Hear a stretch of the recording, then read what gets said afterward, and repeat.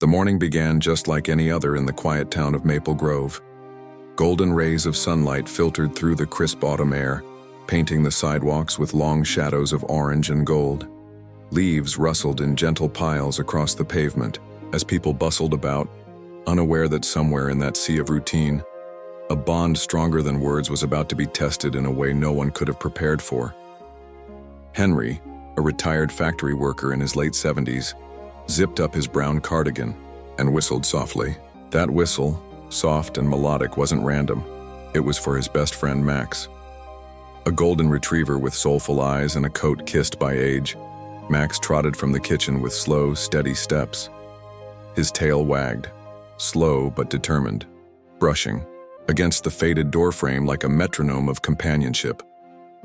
"Come on, buddy," Henry said, slipping the worn leather leash over Max's head. "Let's get our walk in before your favorite time, the hospital visit." For over a year, their morning ritual had never changed. Every single day, Henry and Max would make the 15-minute walk to Maple Grove General Hospital. Not for any medical reasons, but because Henry volunteered there as a patient companion, a kind of emotional support, especially for the elderly and terminally ill. Max, in turn, became a local treasure. Nurses and patients alike waited eagerly for Max's gentle company. He'd lay his head on a frail lap, nuzzle against trembling hands, or simply sit by a bedside, radiating comfort and calm. People called him the miracle dog, because his presence brought smiles where only pain had been. But for Henry, Max was more than a miracle. He was family, the only family. You see, Henry had lost his wife to cancer 10 years ago. They had no children. After her death, grief nearly consumed him, until he found Max at the local shelter. Young pup then, Max had been left behind by a family moving away. He was skittish, unsure, and heartbroken. Henry saw in Max what he saw in himself, a soul aching to be loved again. Their healing had begun together, one paw step at a time. As they approached the hospital that morning, Max perked up. His tail lifted a little higher, and his eyes brightened. He knew the routine: walk through the main doors, greet the receptionist with a gentle bark, then head to the second floor where Mrs. Lewinsky, a 91-year-old patient with severe dementia, waited to see him. Max had a gift. He didn't just visit, he connected. But on this day, something felt different. Henry winced slightly as they reached the steps. A tightness in his chest made him pause, hand clenching his side. Max stopped too, nuzzling Henry's leg with concern. "I'm okay, boy," Henry whispered, breathing through the pain. "Just tired." He brushed it off, like most old men do when they're more afraid of being a burden than of dying. Inside the hospital, the familiar faces greeted them warmly. A nurse named Ellie knelt down to hug Max. "There's my good boy. Patients have been asking for you all morning." Henry smiled, nodding, but he didn't feel quite right. Something in his body screamed for rest, but he ignored it. He didn't want to miss their visit. Max pulled gently on the leash, heading toward the elevator like always. It wasn't until 20 minutes later, while sitting beside Mr. Connors, a long-term cancer patient, that Henry's world tilted. Without warning, he slumped in his chair. Max barked. Once. Then again, louder, more urgent. Ellie rushed in just as Max began pawing at Henry's leg, whimpering, desperate to wake him. "Henry?" she gasped, dropping her chart and rushing to his side. "Get a doctor now!" Chaos erupted. Max was pulled away gently by a hospital aide while medical staff rushed in with equipment. The leash was unclipped and Max whined, clawing at the floor as they pulled his best friend out of reach. Max didn't understand what was happening. All he knew was that something was wrong. The man who had walked with him every day, who had fed him scraps of toast every morning, who had whispered soft words of love into his ears every night, that man wasn't moving anymore. From the hallway, Max paced and barked. Then he sat, ears pinned back, eyes locked on the doors to the room where they had taken Henry.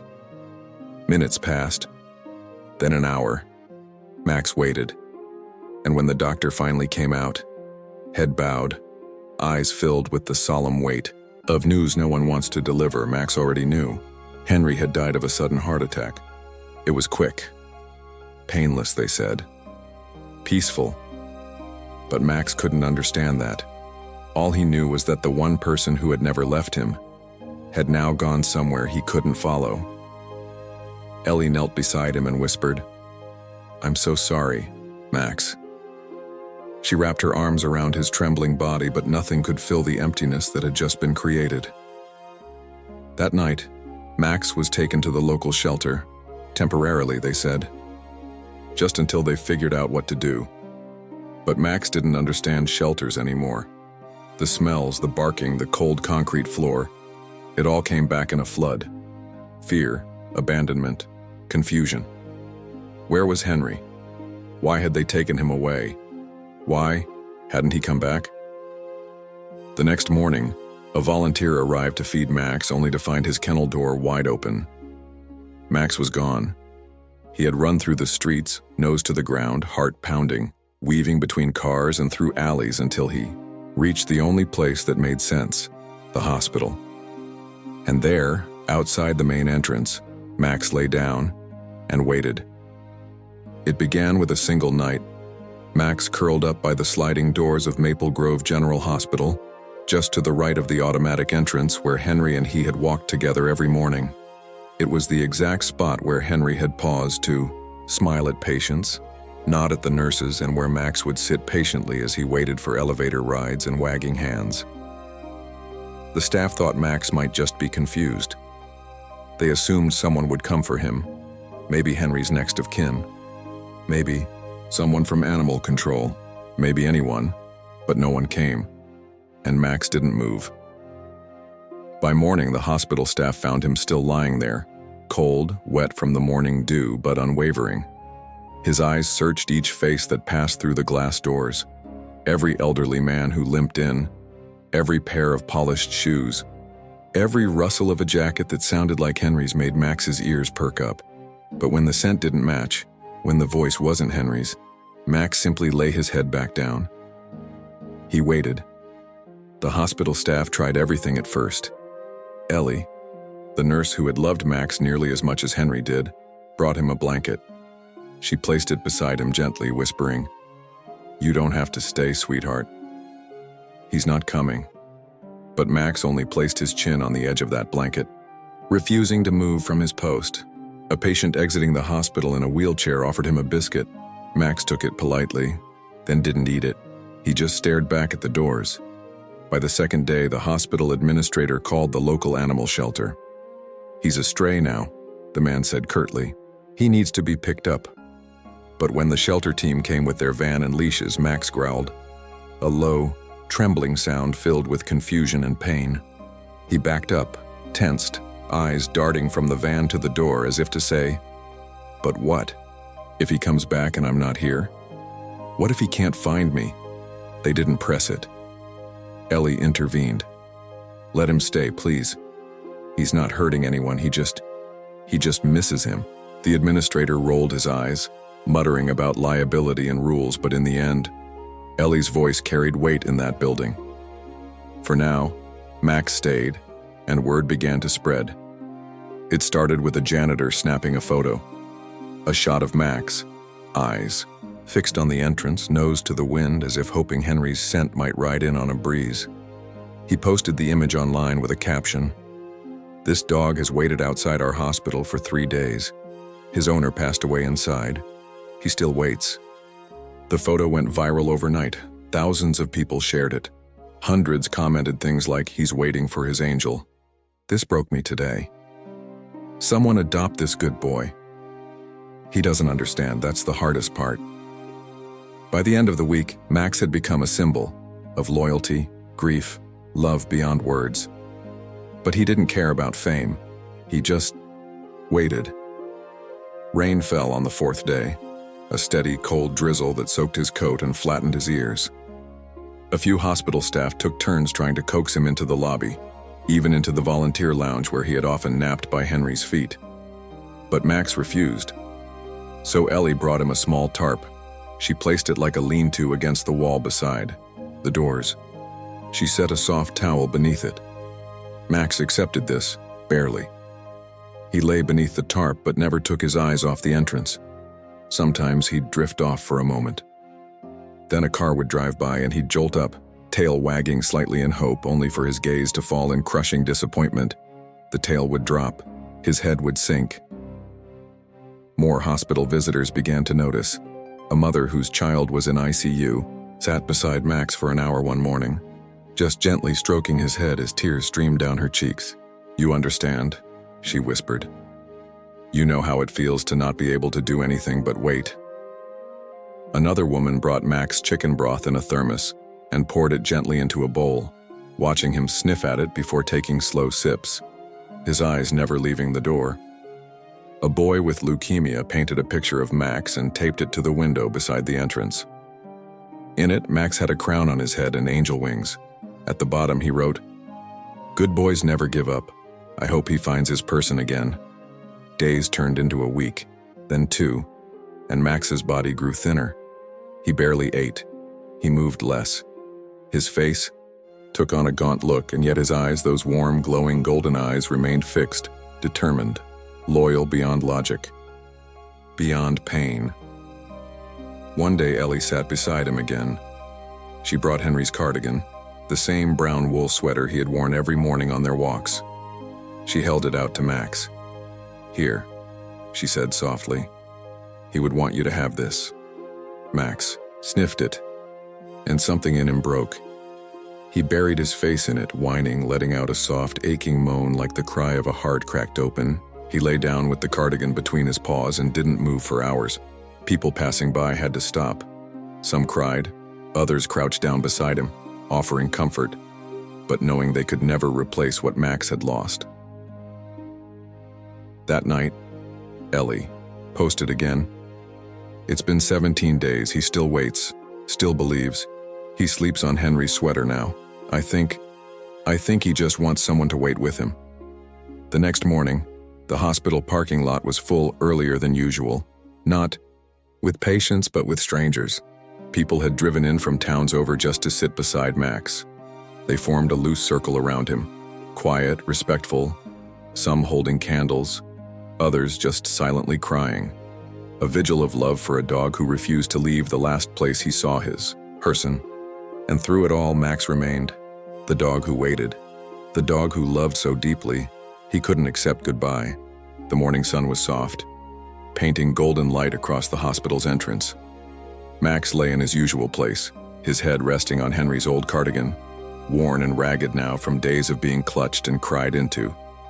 His fur had lost some of its shine, and the spark in his eyes had dulled with exhaustion and sorrow. But he was still there, still waiting, still believing.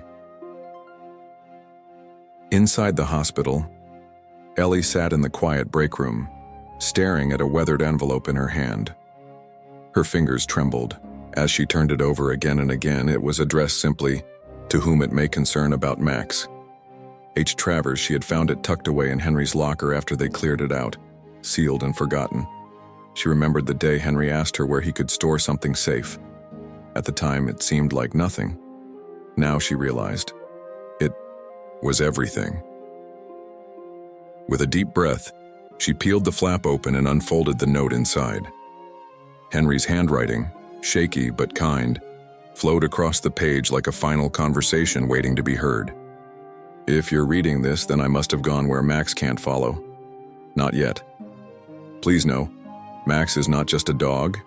He's my heart, my reason to get up every morning. He has been with me through every storm, every good day, and every hard one. I rescued him when he was just a pup tied to a fence behind a gas station in the rain, and truthfully, he rescued me right back. If anything ever happens to me inside these walls, please don't let him be forgotten. He deserves more than that. Find him a home, one that will love him the way he loves people, or at the very least, sit with him. Let him know he was never alone." Ellie pressed the letter to her chest and closed her eyes, the tears falling before she could stop them. She knew what she had to do. Later that day, Max looked up as Ellie approached. She crouched beside him, holding the letter gently. "Hey, buddy," she said, her voice tight with emotion. "I found something from Henry." Max's ears perked slightly at the sound of his name. She unfolded the paper and read it aloud. Her voice cracked in places, especially as she reached the part about Max being Henry's heart. She felt Max's head press into her knee, as if he understood, as if he knew this wasn't just any letter. This was his letter. "You were never alone," Ellie whispered, resting her forehead against Max's. "He knew how much you loved him, and he wanted us to make sure you were safe." By now, a small crowd had formed. The usual visitors, nurses, patients, community members, stood silently, holding flowers and candles and even handwritten cards that read, "For Max." One young girl stepped forward. Her name was Sarah. She had watched Max from afar for days, unable to approach until now. She had just lost her father to cancer, but Max had made her smile again, even when she thought she couldn't. "Can I sit with him?" she asked quietly. Ellie nodded. Sarah sat down beside Max and began reading her own letter aloud, one she had written for her dad. As she read, Max leaned into her side, still watching the hospital doors but allowing for the first time someone to share his space.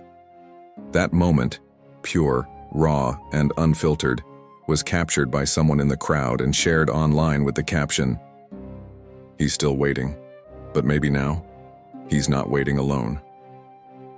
The post exploded. Thousands more joined the story. The town newspaper ran a front-page piece. "Loyal to the end, the dog who waited for his best friend." But something else happened that day, something no one expected. Henry's distant niece, Clara, had been living 3 states away when she stumbled upon the post by accident. She hadn't spoken to her uncle in years, not out of anger, but life had simply moved on. When she saw the photos and read the letter, her heart shattered. She remembered Max from her childhood visits. He had been a clumsy, goofy pup then, always sitting on Henry's lap even when he was too big, always following him from room to room. She called the hospital the next morning. "I want to come for him," she said. "He shouldn't wait alone anymore." Ellie was hesitant. So was Max. When Clara arrived, she knelt before him slowly, hands open, voice soft. "Hey there, Max. I'm Clara. I'm Henry's niece. I used to feed you snacks under the table when I visited. Remember that?" Max sniffed her hand. His tail gave a slight wag, unsure. She placed something beside him, an old photograph of Henry holding baby Max in one arm, and Clara, maybe 12 years old, laughing beside them. "This was us," she whispered. And something in Max shifted. He lay down beside her. Not on top of Henry's sweater, but beside Clara's foot. It was the first time he had moved voluntarily in nearly 3 weeks. That night, Clara sat beside Max under the tarp as Ellie handed her the letter. She read it again, tears falling, freely, and made a silent promise to Henry. "He won't be forgotten. I'll take him home. I'll tell him about you every day." Ellie wrapped her arms around Clara, and they cried together, with Max gently leaning his head into both of them. The next day, with Henry's sweater tucked into her bag and Max's leash gently clipped to his collar, Clara began the journey home. Max glanced back once at the hospital doors. Just once. Then, he stepped forward. And the town, watching from every window and sidewalk, applauded, not just because the dog who waited had finally left, but because love like that never really says goodbye. The journey to Clara's home was quiet. Max sat in the back seat, curled up on a thick blanket. Henry's cardigan, the one Max had guarded for weeks, was folded beside him like a sacred relic. His eyes watched the highway pass by, mile after mile, but every once in a while he would shift his gaze toward Clara as if silently asking, "Where are we going now?" Clara glanced in the mirror often. Her heart ached for him, for the loss they both felt in different ways. Henry had been the last tie to her childhood, the only family member who remembered the small things, how she liked her grilled cheese, extra crispy, how she used to sneak ice cream before dinner. How she once tried to ride Max like a pony when he was barely a year old. Now she was all grown up, with a little house of her own and a quiet life she hadn't quite figured out yet. But something in her told her Max was supposed to be part of it now. When they arrived, Clara opened the door and let Max step out on his own.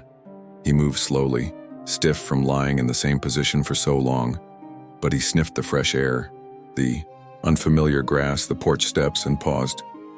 "This is home now," Clara said softly, kneeling beside him. "If you want it to be." Max looked around. No hospital doors, no beeping monitors, no Henry.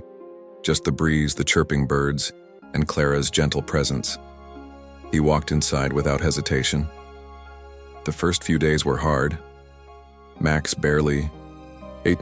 He spent hours curled beside Henry's sweater in a corner Clara had turned into a makeshift nook for him. She placed photos of Henry nearby, hoping the familiarity might comfort Max. Every morning, Max would wake and stare at the front door as if expecting Henry to walk in, stethoscope swinging, keys jingling in his pocket.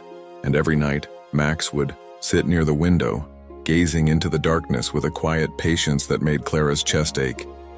She didn't force him to play, didn't try to rush his healing. She just sat near him, read aloud sometimes, and let him come closer on his own terms. But something started to shift on the fourth morning. Clara had just stepped outside to water her small garden when she turned and saw Max standing at the doorway, watching her, ears up, tail low but gently swaying. "You want to help?" she asked, unsure if it was hope or desperation in her voice.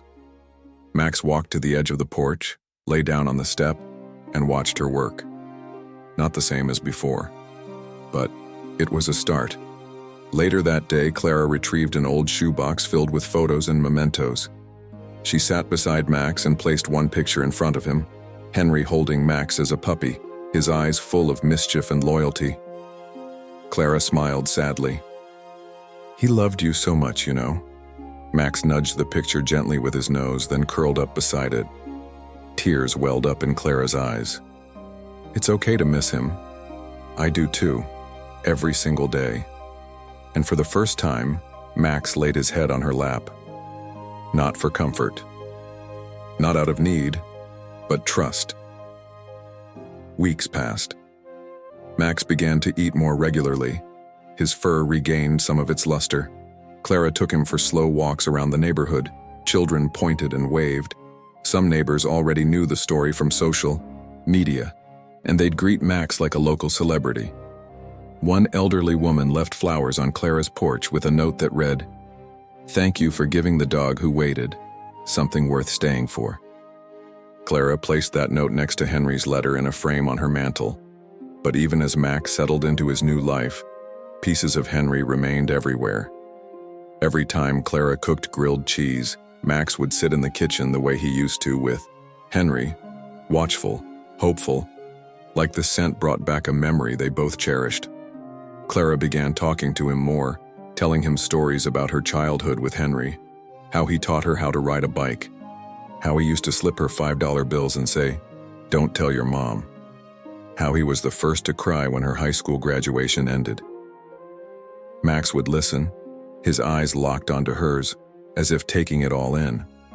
Not because he understood the words, but because the love behind them felt familiar. One rainy afternoon, Clara heard a whimper. She turned to find Max standing at the door, Henry's sweater in his mouth. He placed it gently in her lap and looked at her with pleading eyes. "You miss him extra today, huh?" she whispered, kneeling down. She unfolded the sweater and, without thinking, slipped it over her shoulders. It still smelled faintly of Henry, soap, cologne, and something warm. Max nudged his nose into her side and sat beside her on the couch. They stayed like that for hours, neither speaking, neither needing to. That night, Clara had a dream. She was back in Henry's old home. Max was a puppy again, running in circles. Henry was laughing, sitting in his favorite chair. "You're doing good, kid," he said. "Better than I ever could have hoped." Clara woke up with tears on her pillow and Max curled beside her. Snoring gently, she smiled through the ache in her chest. Somehow she knew the dream was more than a dream. Maybe Henry was telling her something. Maybe it was okay to stop waiting. One morning, weeks later, Clara clipped on Max's leash and said, "Let's go somewhere new." They drove to a quiet park. Trees rustled gently, and a walking path led to a pond where birds danced across the water. Clara sat on a bench, Henry's sweater folded beside her. Max lay down, his head in her lap. She looked out at the water and said, "I think he'd like it here." Max closed his eyes, and for the first time he wasn't waiting anymore, he was simply home. The sky was painted in hues of lavender and gold as Clara walked slowly along the park path, Max trotting beside her with a calm, steady gait. His eyes no longer darted in search of Henry. He didn't stop to look at every face, didn't pull toward any doorway. He walked as though he finally understood. Henry wasn't behind any corner. He was somewhere else now, somewhere peaceful. But Max hadn't forgotten. He never would, and neither had Clara. It had been nearly 2 months since Max had come to live with her. 2 months since she'd opened the door and invited a grieving heart into her quiet world. 2 months of healing, of remembering, of holding on to the good while gently letting go of the rest. Now, as the soft evening light bathed the trees, Clara found herself at the small memorial garden she had built just past the pond. A place where wine chimes whispered in the breeze and wildflowers bloomed in no particular order, just the way Henry would have liked it. At the center stood a wooden bench, freshly sanded and carved with care. On the backrest, the inscription read, "For the man who healed hearts and the dog who never stopped waiting." Max padded forward and settled at Clara's feet.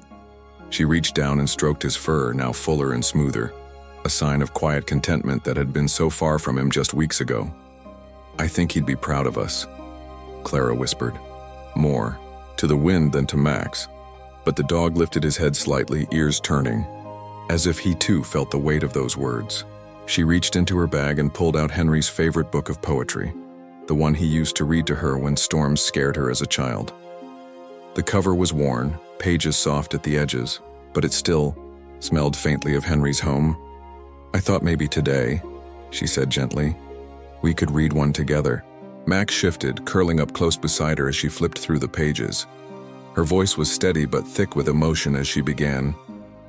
"Though the days may pass and shadows fall, love remembers, through it all.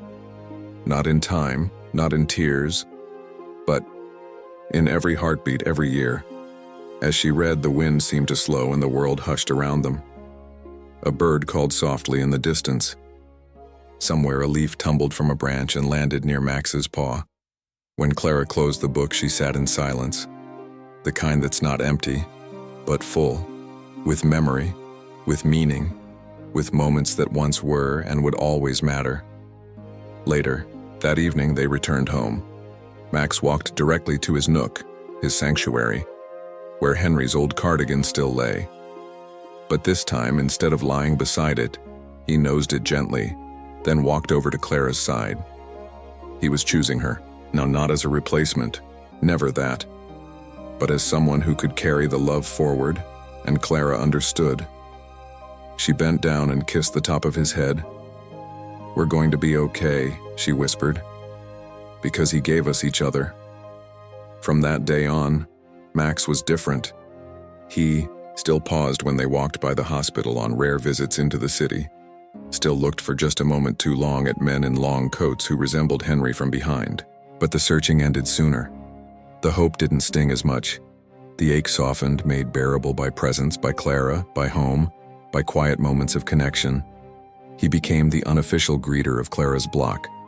Children would stop to pet him, and Max, ever gentle, would lower his head to accept the attention, wagging his tail just so.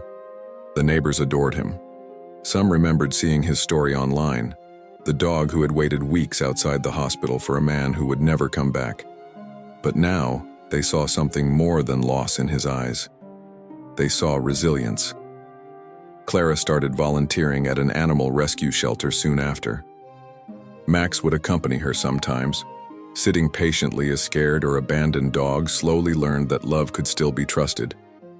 His presence had a calming effect, as if he were telling them in a language only dogs understood. "I've been..." There, it gets better. And they believed him. One chilly autumn morning, Clara found a note slipped through her mailbox. It was handwritten, on soft cream paper, with no name. Only these words. "Somewhere, I think he's smiling. Thank you for loving him through Max." She read it aloud to Max, her voice trembling.